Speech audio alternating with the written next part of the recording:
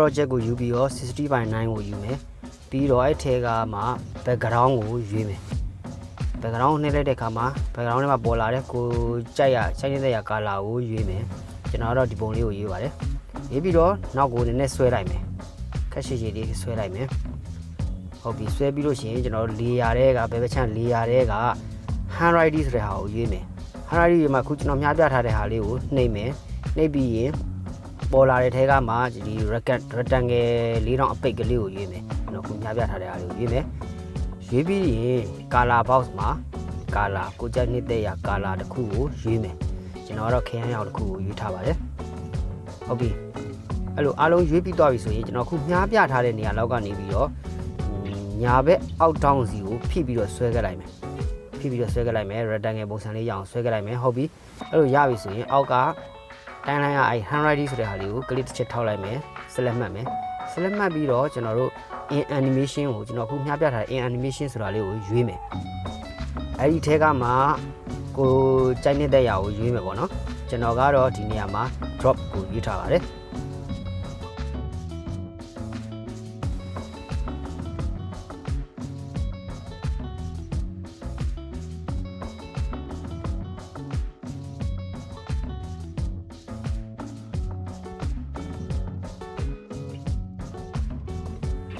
ဟုတ်ပြီ drop ကိုရွေးပြီးရင်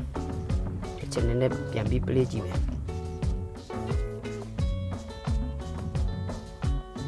play ကြည့်လို့သူခုံနာလေးရက်သွားပြီဆိုရင်ကျွန်တော်လေးရက်လိုက်မယ်ရက်သွားပြီဆိုရင်နောက်ထပ် layer တစ်ခုထပ်ယူမယ် layer တွေက handwriting ကိုထပ်ယူမယ်ယူပြီးရင်ခုနက rectangle အပိတ်နေရာမှာကျွန်တော်တို့ကဒီနေရာမှာ rectangle အပွင့်ကိုတစ်ခုရွေးမယ် rectangle အပွင့်ရွေးမယ်ရွေးပြီးရင်ကျွန်တော် color box မှာတခြား color အရောင်ခုနကသူနဲ့မတူတဲ့ color အရောင်လေးတစ်ခုရွေးမယ်ပေါ့နော်တူတဲ့အရောင်ရွေးရင်လည်းကိစ္စတော့မရှိပါဘူးနည်းနည်းကွဲသွားအောင်လို့ရွေးမယ်ရွေးပြီးရင်ကျွန်တော်တို့အဲ့အပေါ်ကနေ crossing ဖြတ်ပြီးတော့ဆွဲချလိုက်မယ်ဒီလိုပုံစံမျိုးလေးပေါ့နော်ဆွဲချလိုက်မယ်ဆွဲချလိုက်မယ်ဆွဲချပြီးသွားပြီဆိုရင်အဲ့ကောင်ကို select မှတ်မယ် select မှတ်ပြီးရင် in animation ရွေးမယ် in animation မှာကျွန်တော်ကတော့ draw in order ဆိုတာလေးကိုတစ်ချက်ရွေးတယ်ရွေးပြီးတော့ adjust ညှိတယ်ပေါ့နော်ဒီသူ့ရဲ့ကြာချိန်လေးကိုညှိလိုက်တယ်ဟုတ်ပြီအဲ့ဒါလေးကိုနောက်ထပ် select မှတ်ပြီးတော့ခုနဟာလေးကိုပဲအပေါ်ကဘောင်လေးကို select မှတ်ပြီးနည်းနည်းနောက်ဆွဲလိုက်တယ် time frame လေးကိုနည်းနည်းရှည်သွားအောင်လို့ဆွဲလိုက်တယ်နောက်ကိုဟုတ်ပြီပြီးတော့ပြန် run ကြည့်မယ် run ကြည့်လို့အဲ့ဒီဘောင်လေးရက်သွားတယ်ဆိုရင်ပြန်ရက်လိုက်မယ်ရက်ပြီးရင်ကျွန်တော်အဲ့ခုန layer တွေကပဲထပ်ရွေးမယ် layer တွေကမှကျွန်တော်တို့မြင်းပုံစံကိုရွေးမယ်ကျွန်တော်မြင်းပုံစံကိုရွေးမယ်ရွေးပြီးတော့တခြား color တစ်ခုကိုရွေးမယ်ရွေးပြီးရင်အခုကျွန်တော်ဆွဲပြထားတဲ့အတိုင်းပဲကျွန်တော်တို့ဘောင်လေးတစ်ခုဆွဲမယ်ဘေးကနေကတ်ပြီးတော့ဘောင်ရဲ့ဘေးကနေကတ်ပြီးမြင်းလေးဆွဲမယ်အောက်ကနေနောက်တစ်ကြောင်မြင်းတစ်ကြောင်ထပ်ဆွဲမယ်ခွေမယ်ဟုတ်ပြီသူ့ကို select ဝင်နေတော့မှကျွန်တော်တို့ in animation ရွေးမယ် in animation ကိုကျွန်တော် draw by stroke ရွေးမယ် drawing order ရွေးလိုက်ရတယ် drawing order ရွေးမယ်ကိုချက်နေတဲ့ရွေးမယ်နောက်ပြီးတော့ adjust လုပ်မယ် dimension adjust လုပ်မယ်လုပ်ပြီးတော့ဆိုရင်ကျွန်တော်တို့တစ်ချက်သူ့ကိုမောင်းကြည့်မယ်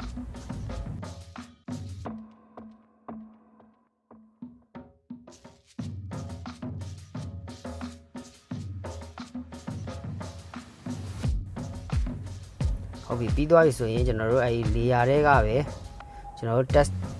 ဆိုတာကိုရွေးပြီးတော့ကျွန်တော်စာရိုက်ပါမယ်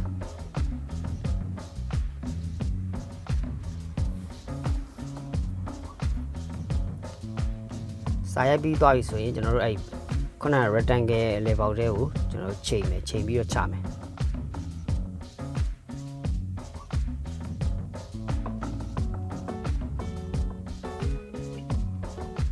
နေရာကြပြီးသွားပြီဆိုရင် in animation ကိုရွေးမယ် in animation မှာ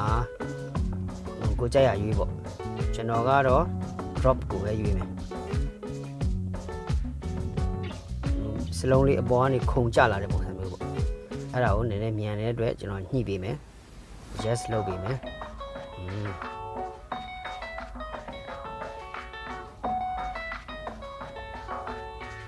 အဲ့ဒါလေးပြီးသွားပြီဆိုရင်ကျွန်တော်တို့ နည်းနည်းတိုင်းလိုက်မှာနည်းနည်းညှိလိုက်မယ်သူတို့ရဲ့တိုင်း frame လေးကိုနည်းနည်းညှိမယ်ဆွဲညှိလိုက်လို့ရတယ်အောက်မှာ slap မှတ်ပြီးနည်းနည်းလေးဆွဲညှိလိုက်လို့ရတယ်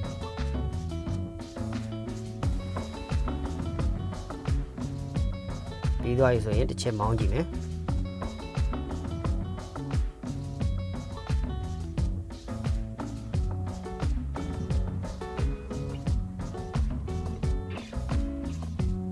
ဟုတ်ပြီကြိုက်ပြီးသွားပြီဆိုရင်အဲ့ဒီနေထားကြိုက်သွားပြီဆိုရင်အဲ့မှာရက်လိုက်မယ်ပြီးသွားရင်ကျွန်တော်တို့ကအဲ့မှာအောက် animation ကိုရွေးရမယ်တစ်ချက်ပြန်ရွေးပေးရမယ်ဒီ strand တွေဒီ bound တွေဘယ်လိုပြန်ထွက်မလဲဆိုတာလေးကိုဒီတိုင်းရုပ်တရက် bus ကိုကောက်ပြောက်သွားရင်မလာဘူးလေအဲ့တော့ကိုကြိုက်နေတဲ့ပုံစံလေးကိုရွေးပေးမယ်အောက် animation ရွေးပေးမယ်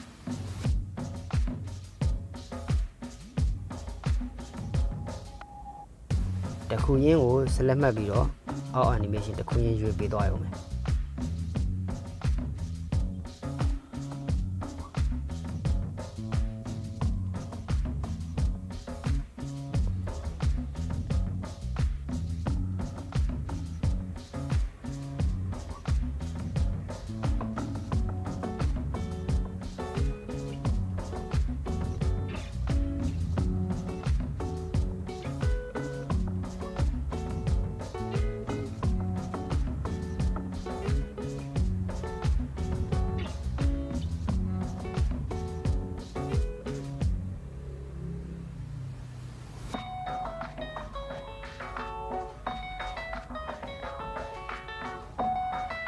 ဟုတ်ပြီကျွန်တော်အကုန်ရွေးပြီးသွားပြီဆိုတော့ကျွန်တော်တစ်ချက်ပြန်မောင်းကြည့်မယ်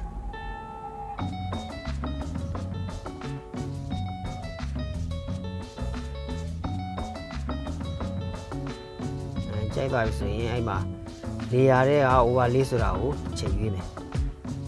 overlay တွေကမှ TV ပေါ့ကိုရွေးမယ် TV ပေါ့တွေကကိုကြိုက်နေတဲ့ TV ပုံလေးတစ်ခုကိုရွေးမယ်အဲ့ဒီဟာလေးကို TV ပုံလေးကိုစက်ခွန်းထဲမှာအဆင်ပြေတဲ့နေရာလေးကိုချိန်ပြီးတော့ချမယ်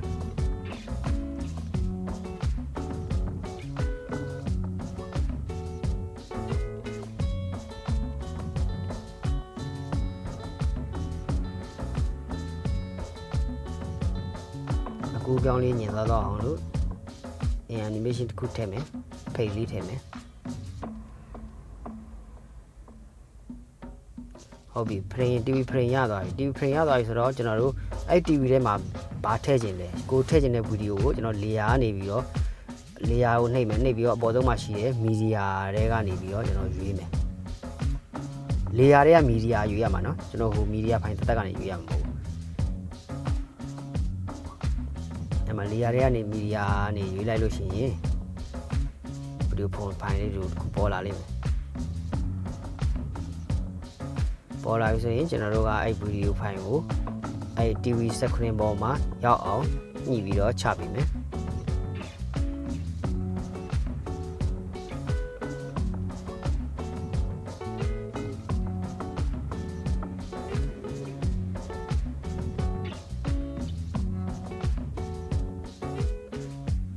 နည်းနည်းအနည်းဆက်ဆုံးညှိပြီးတော့ချပေးမယ်အနည်းဆက်ဆုံးညှိပြီးတော့ချပြီးတော့ရင်ဒီမှာညဘက်ချမ်းမှာ crossing ဆိုတာရှိတယ်ဒီ crossing တွေက shape ကို on လိုက်မယ် shape ကို on ပြီးတော့ rectangle တစ်ခုကိုရွေးမယ်ရွေးပြီးတော့ TV screen ပေါ်ကTV screen မှာပေါ်နေတဲ့ဟာကိုကျွန်တော်တို့နည်းနည်းညှိပေးမယ် mask ဆိုတာကို on ပြီးတော့အဲ့မှာ shape ထဲက rectangle ကိုရွေးပြီးရင်ကျွန်တော်တို့ TV screen မှာပေါ်နေတာလေးကိုနည်းနည်းညှိလိုက်လို့ရတယ်ညှိလိုက်ရင်အဲ့ TV screen ထဲမှာသူအဝင်ခွင့်ကြဖြစ်သွားလိမ့်မယ်အဝင်ခွင့်ကြဖြစ်သွားပြီဆို okay သွားပြီဒါဆိုရင်ရသွားပြီပေါ့နော်ရသွားပြီဆိုရင်ကျွန်တော်တို့က music ထည့်မယ် music ထည့်ဖို့အတွက်ညာဘက်ချမ်းက audio ဆိုတာလေးကိုတစ်ချက်နှိပ်မယ်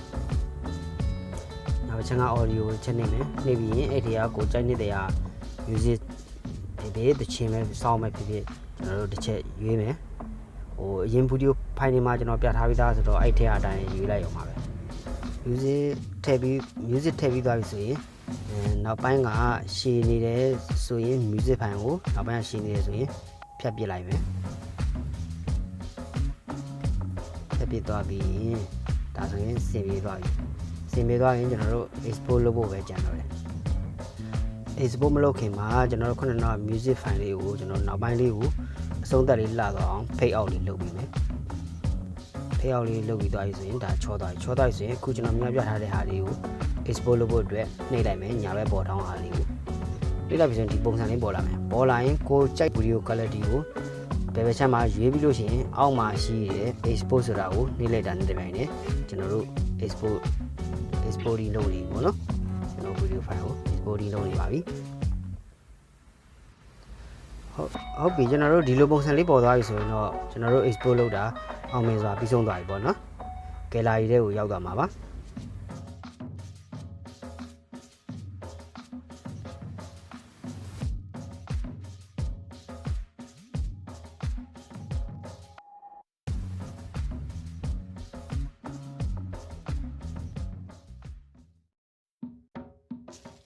အားလုံးပဲအဆင်ပြေကြမယ်လို့မျှော်လင့်ပါတယ်အားလုံးပဲအဆင်ပြေကြပါစေအဆင်မပြေတာရှိရင်လည်းကျွန်တော်ရဲ့ comment box မှာမေးလို့ရပါတယ်ခင်ဗျာ